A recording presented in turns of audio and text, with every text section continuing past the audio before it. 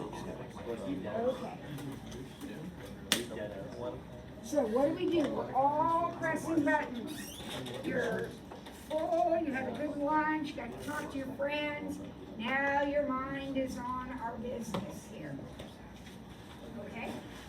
So we are going to solve this with our calculator. Michael, are you paying attention here? Yeah. Tell me what you do. Are we moving the 8 to the other side? You can move the 8 to the other side. If you want to do that, you absolutely can move the 8 to the other side. Now, we'll go to y equals, and we'll take out, we'll hit clear to take out the last equation, and then we'll type this one in. And again, this is your x button right here. That is your x button. So you're going to press x squared minus x minus 8 and hit graph. This is another quadratic x squared equation, so it comes out to be another parabola. And this one you can actually see the whole thing.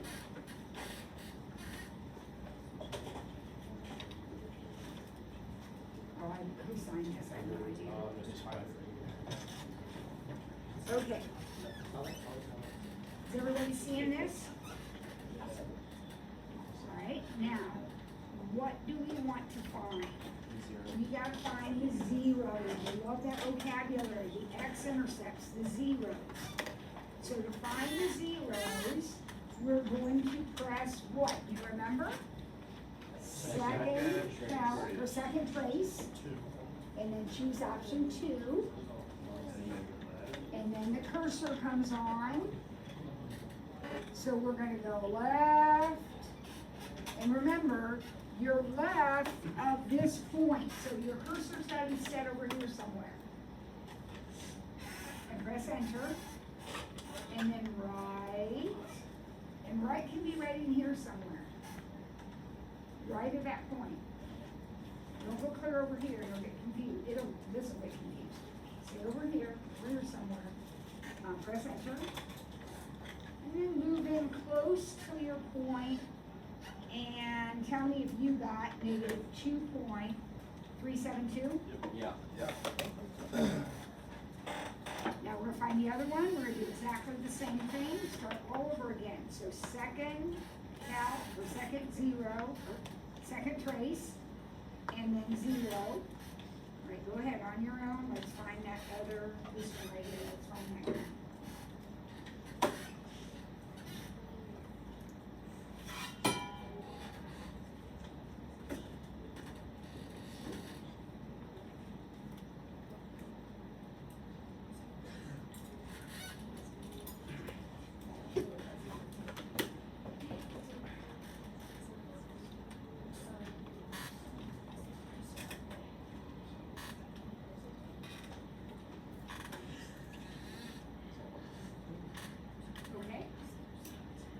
I got 3.372. This P5 section is about solving quadratics. One way to quadratic at x squared. One way to solve a quadratic is to do it by graphing. Every time you graph an x squared, you're going to get a parabola, right? And you can use your calculator to find those x-intercepts, those zeros, if you want to. That's one way to do it. Now, another way to do it is by what they call extracting the square root.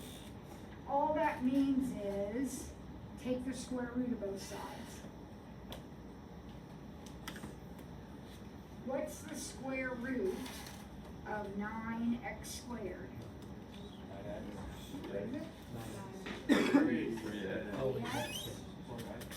Isn't the square root of 9 3? Yeah. And plus or minus 4. Because when you take the square root of a number, It could be, it should be under the paper towels. No name ones are under the paper towels. Well, they used to be. Did someone move them?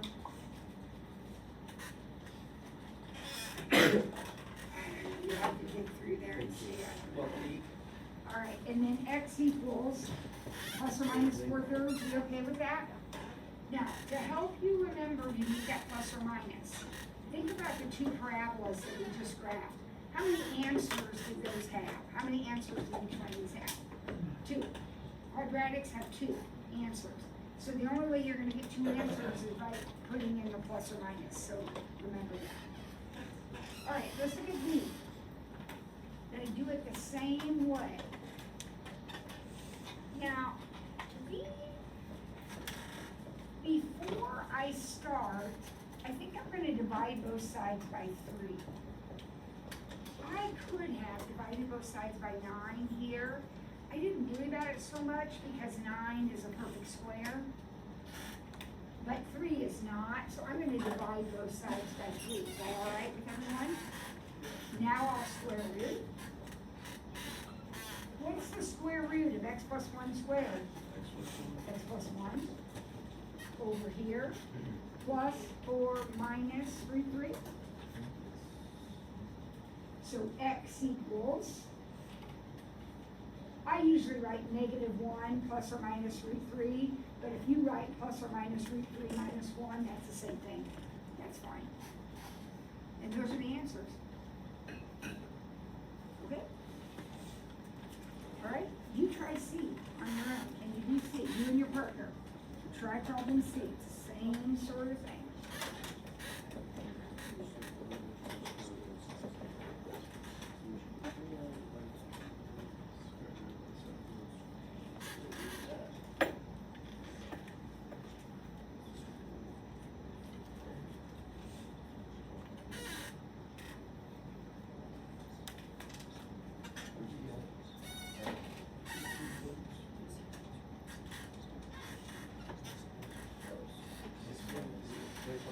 That would be conservative.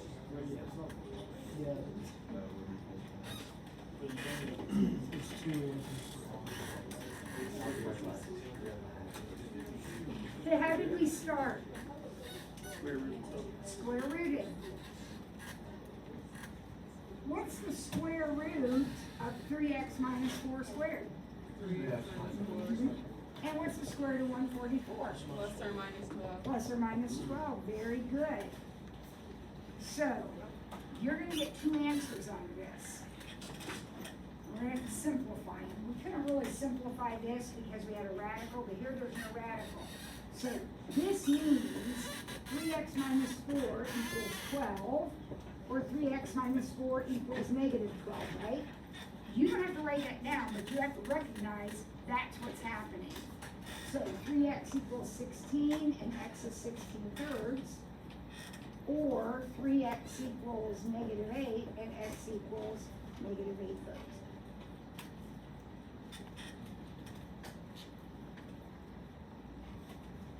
Can I get a nod or a look of total confusion if we have something going on here?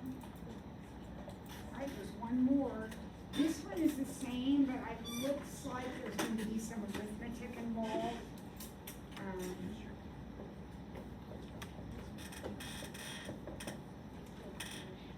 So let's divide by 2. And this time, there's nothing, I can't do it at 7/2. So when I square root, this is where the problem's gonna come. We get x plus 1 equal to plus or minus the square root of 7/2. Tell me about the square root of 7/2.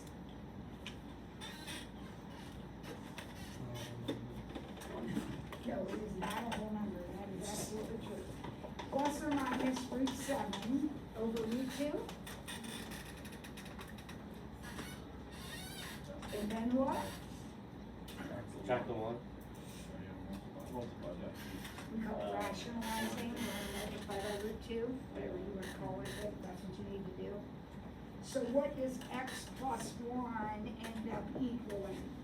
Plus or minus the square root of 14 over 2.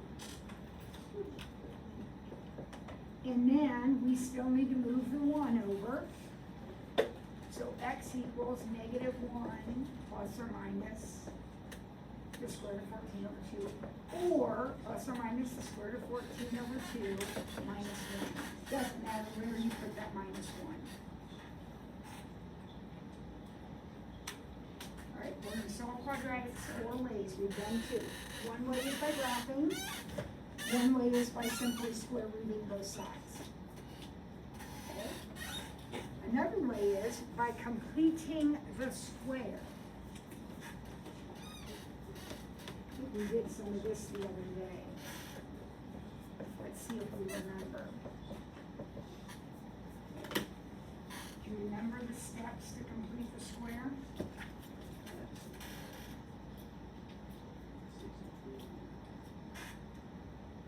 Eli, are you doing some work there? What are you doing here? Yeah.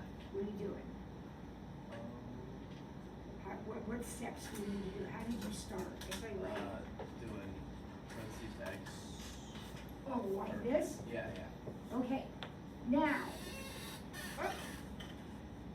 can we do the problem that way?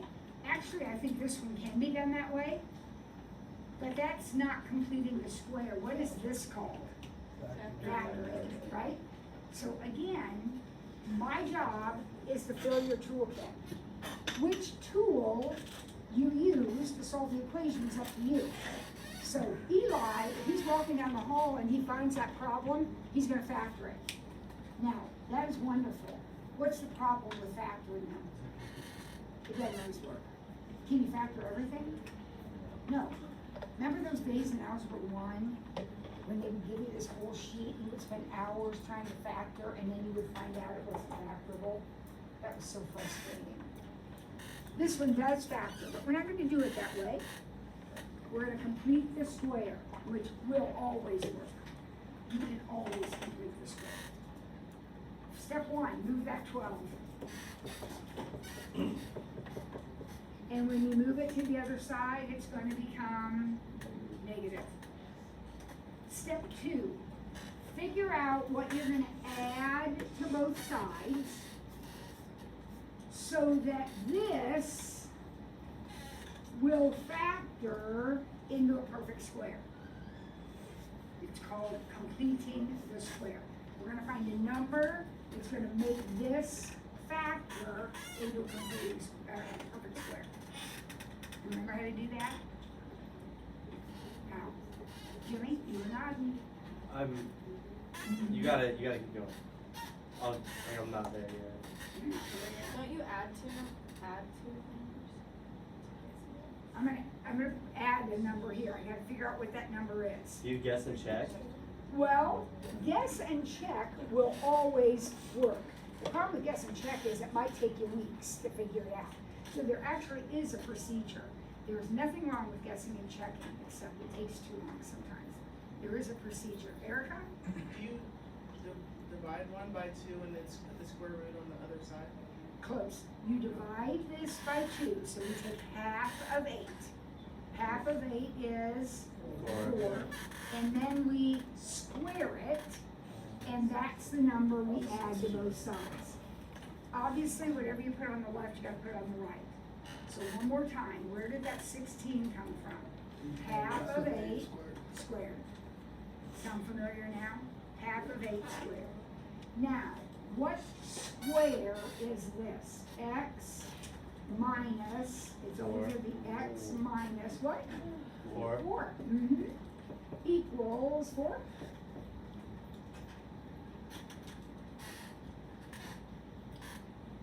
Now, we can square root both sides. Because the square root of x minus 4 squared is just x minus 4. And the square root of 4 is plus or minus 2. So x equals 4 plus or minus 2. Would you agree with that?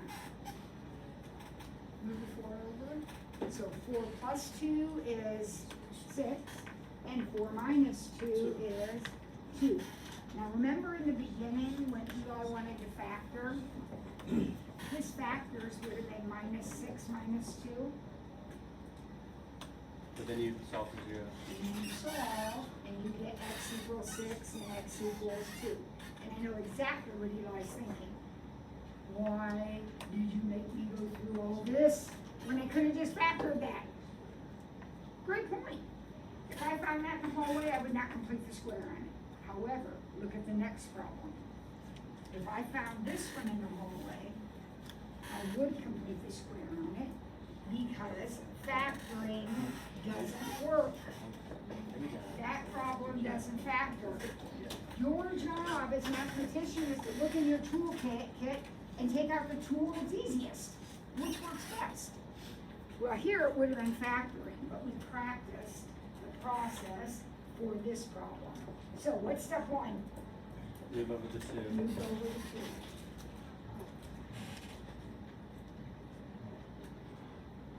Now we're gonna figure out what we're gonna add to both sides to make this a square. Now Jimmy's got it, he's back there waving around, he says I'm gonna add 4. Why are we adding 4? Half of 4 is 2 and 2 squared is 4. Okay, now this is usually the hardest part for us. What perfect square is this? X plus, I heard someone say it, 2. X plus 2. If you multiplied x plus 2 times x plus 2, isn't that what you get? Yeah. That's the point. You find a perfect square, triangle is really the perfect square. Alright, square root. And move the 2. This one doesn't simplify, so you just leave your answer just like that.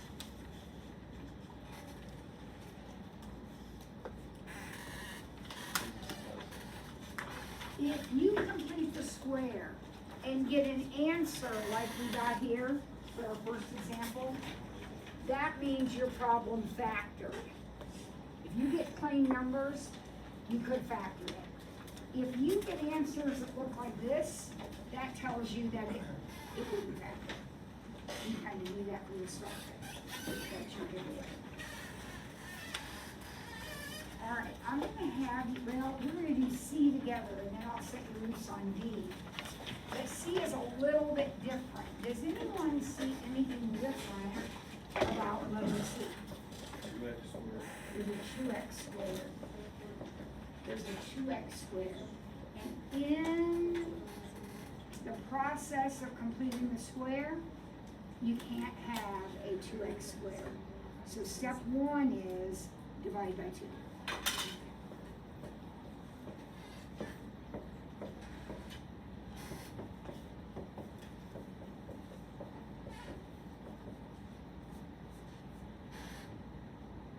Whatever is here has to be divided by. So I can see in the problem you're going to do here in a minute, problem D, you're going to divide by 3. Now what? What's the next move? Yep, move the negative 3, or move the 3 halves over to the other side. Divide by 2 is 4. Divide by 2 square. 4. Negative 4. Oh, 1. It's a 2. It's a 1. 1. Sorry, it's a. We need to start eating Cheerios, breakfast Cheerios. Half of 2 is 1, squared is 1, right? Not 4, not 2, and never negative. That number will always be positive because you got it by squaring, right? It's always going to be positive. So what do we got? This one's going to be a mess. This is going to be a mess. Oh, I gave it away. X minus 1 squared, is that okay? Here we go. this is gonna be a mess.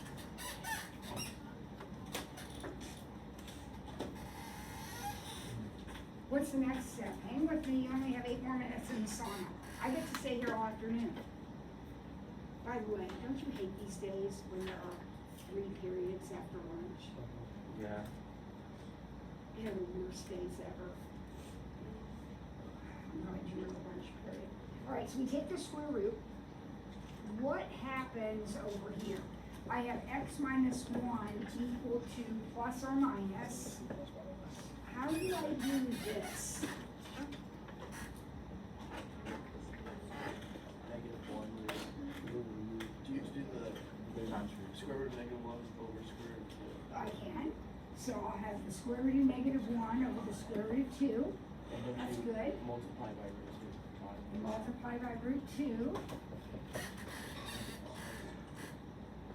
So now I have the square root of -2 over 2.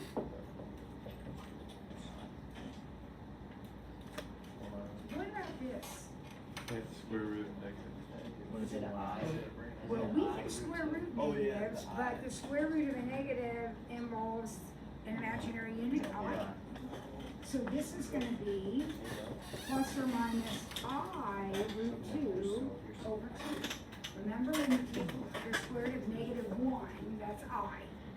That's I.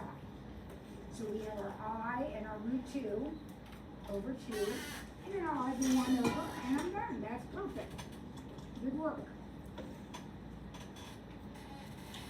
On that happy note, I want you to try D with your partner. There's lots to do in this problem. So think carefully before you jump in. Think about all the steps you need to take.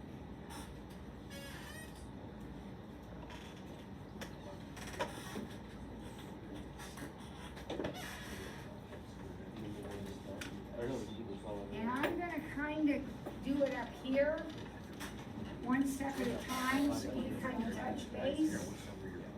See if you're moving in the right direction.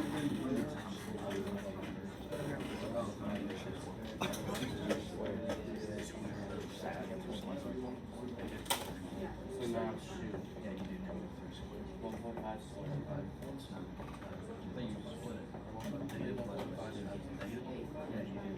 Shows you 1.5, right? 2.25.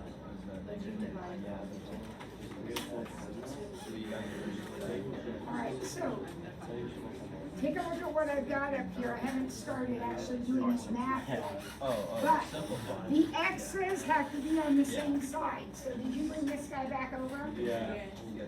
And then you divided everything by 3. And now we're ready to fill in the blank. And this is where we gotta be careful, because how do we fill in that blank? What is that process? We take half of 3.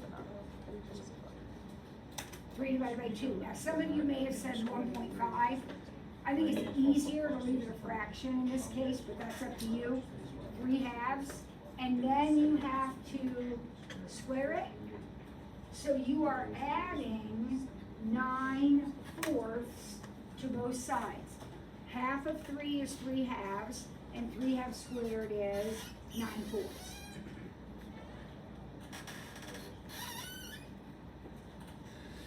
What's this? X minus something.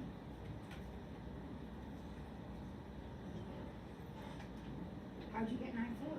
2.25. No, 9/4 is 2.25. But where'd this number come from? You squared 3 halves. The thing you squared goes right here. That's how you get the 9/4.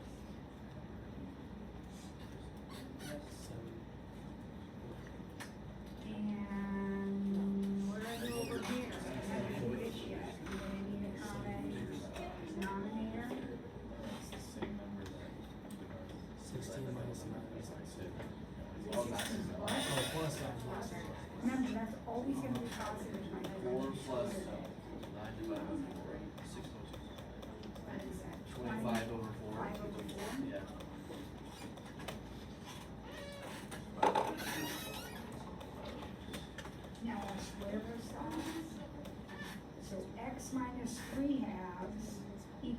plus or minus 5 halves? Yeah. So x equals 3 halves plus or minus 5 halves. So 3 halves plus 5 halves and 3 halves minus 5 halves. So what do we get?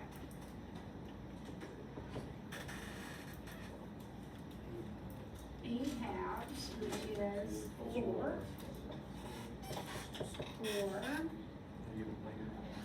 Negative one. Negative 2 halves, which is negative 1. Oh my gosh, those numbers are really nice, aren't they?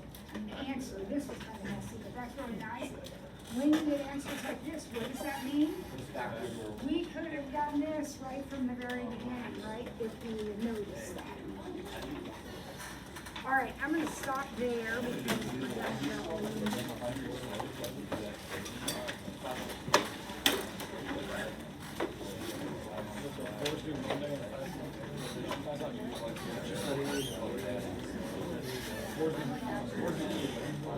We'll be having another quiz at some point. I gotta talk to my